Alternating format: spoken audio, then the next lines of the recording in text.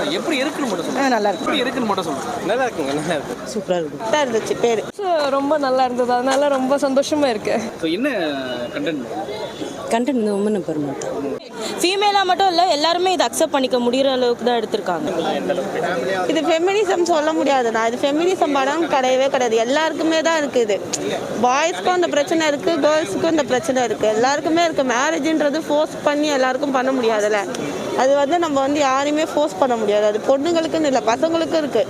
25-80+ ஆகும்போது எல்லாருக்குமே அதுதானே சொல்கிறாங்க, கல்யாணம் பண்ணு. பசங்களுக்கு தானே அந்த ப்ரெஷர் வருது, அதே தான் பொண்ணுங்களுக்கும் வருது. ஸோ அதனால் அதை பண்ணாதீங்க. அவங்கவுங்க லைஃப் அவங்கவுங்க பார்த்துப்பாங்க.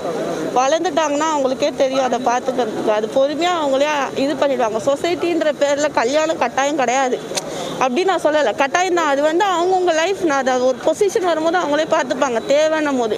சுற்றி இருக்கவங்க ஃபோர்ஸ் பண்ணி பண்ணுறது, அது வந்து அந்த ரிலேஷன்ஷிப் வந்து மெயின்டைன் பண்ணுறது ரொம்ப கஷ்டம். எந்த இமோஷன் எப்படி சொல்லணும்னு எனக்கே தெரியல. பிகாஸ் நானும் இந்த கிளைமேக்ஸ் போர்ஷனில் எல்லாரும் அந்த அளவுக்கு இமோஷனலாக கிளாப்பில் எந்திரிச்சு கூட பண்ணும்போது நான் கூட இமோஷனலாக தான் இருந்தேன். அதை எனக்கு சொல்லறதுக்கு வார்த்தையே வரல, அவ்வளோ இமோஷனல். ஆக்டிங் வைஸ் எல்லாம் ஆக்டிங் வைஸ் எல்லாரும் ஈக்குவலாக நல்லா பண்ணியிருக்காங்க. ஆக்டிங் சூப்பராக இருந்தது. இப்போ சமுதாயத்துக்கு தேவையான முக்கியமான ஆமாம், இது முதல்ல சமுதாயத்துக்கு ரிலேட்டிவ்ஸ்க்கு ரொம்ப முக்கியமான படம்.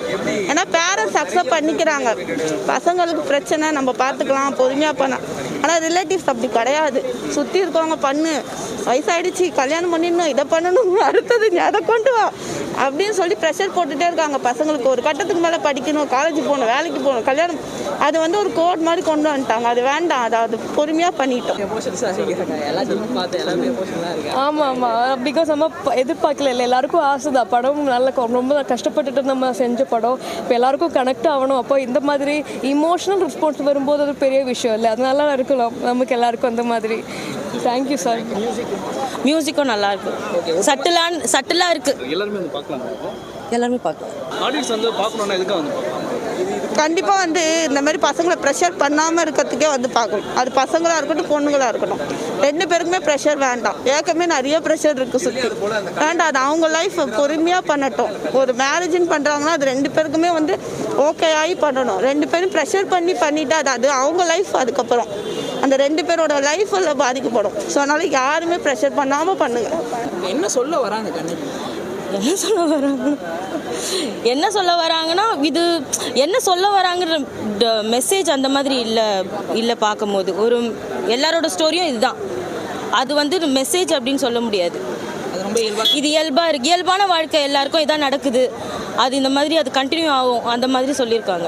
தேங்க்யூ. படம் வந்து ஆடியன்ஸ் வரணும் அப்படின்னு எதுக்காக வரணும்னா எல்லாருக்கும் கனெக்ட் ஆகிடும். இது ஒரு வேஸ்ட் ஆஃப் டைம் கிடையாது. இந்த படம் பார்த்துனா உங்களுக்கு ஏதோ ஒரு மனசு எதுவாக இருந்தாலும் ஒரு கனெக்ட் ஆகும், மனசு வலிக்கும், அப்படி கூட சொல்லலாம். இது ஒரு சோகமாக படம் அப்படி எனக்கு சொல்ல முடியாது. இது ஒரு ஹோப் இருக்குது. இது உமன்ஸ்க்கு மட்டும் உள்ள ஒரு படம் கூட சொல்ல முடியாது. ஃபேமிலியோட கூட வந்து பார்க்கலாம், உங்களுக்கு கனெக்ட் ஆகணும் ஏதாவது இருக்குமே. Thank you sir, thank you so much. படத்தில் பிடிச்ச விஷயம் ஒன்று, பிடிக்காத விஷயம்? பிடிச்ச விஷயம்னு சொல்லணுன்னா, எல்லாம் வந்து யாரையும் ஹர்ட் பண்ணாத அளவுக்கு பண்ணியிருக்காங்க, அக்செப்ட் பண்ணுற மாதிரி. சில விஷயம்லாம் அப்படியே ஓப்பனாக அப்படியே காமிக்கிறாங்க அப்படின்னு இல்லை, பட் படத்துக்கு தேவையானதை காமிச்சிருக்காங்க. ஒரே ஒரு பிடிக்காத விஷயம்னா கொஞ்சம் ட்ராக் ஆன மாதிரி இருக்குது. எப்போ தான் பிரேக் பண்ணுவாங்க அப்படின்ட்டு இருக்குது. உமன் பார்க்கலாம். அண்ட் இப்போ இருக்கிற பேரண்ட்ஸும் கொஞ்சம் பார்த்தா நல்லாயிருக்கும். எதுக்கு டைட்டில் கண்ணகி வச்சாங்கன்னு நினைக்கிறேன்? மேபி ஃபீமேல் இது அவங்களோட இது சொல்கிறதுனால மேபி அப்படி நிறைய இருக்கலாம். பெண்கள் பேர் இருக்குல்ல, இருந்தாலும் கண்ணகின்றது இப்போ ஒரு பொண்ணு அப்படின்னா அவங்க எப்படி சொல்கிறது, ஒரு கற்பு கண்ணகி, அவங்க வந்து எதுவாக இருந்தாலும் போராடுவாங்க, அந்த மாதிரி ஒரு இருக்கும். ஒரு ஸ்ட்ராங்கான ஒரு நேம்ன்றதுனால மேபி அப்படி கொடுத்துருக்கலாம். எதுக்காக வந்து பார்க்கலான்னா, இப்போ நிறைய இதில் பார்த்தீங்கன்னா சொசைட்டியில் வந்து ஜட்மெண்ட்லாம் இருப்பாங்க. சில விஷயங்களில் இப்படி தான் பண்ணணும், இப்படி தான் பண்ணக்கூடாது அப்படின்லாம் இருப்பாங்க.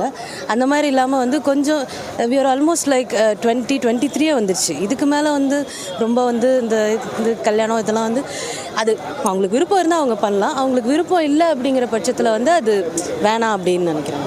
ஆடியன்ஸ் வரணும் அப்படின்னா எதுக்காக வந்து பார்க்கலாம். எல்லாரும் ஃபேமிலி ஃப்ரெண்ட்ஸ் எல்லாருமே வந்து பார்க்குற மாதிரி தான் இருக்குது. பொறுமையாக பார்க்கணும். ஆனால் மூவி இப்போ ஃபேமிலி மட்டும் பார்க்கணுமா, யங்ஸ்டர்ஸ் அந்த மாதிரி எல்லாரும்? யங்ஸ்டர்ஸ் பார்க்கலாம், கண்டிப்பாக பார்க்க வேண்டியது. எந்த ஜானர்? ஜானரே வந்து உமன் எம்பவர்மெண்ட் தான் வரும். ஃபேமிலி அண்ட் எமோஷன் ட்ராமா அந்த மாதிரி தான் இருக்கும். என்டர்டைன்மெண்ட் சொல்லணும், இது மெசேஜ் ஒரு நல்ல ஒரு கருத்தாக இருக்குது, ஒரு டிஃப்ரெண்ட் ப்ராஸ்பெக்டிவ். உங்களுக்கு பிடிச்ச சின்ன எவ்வளோ?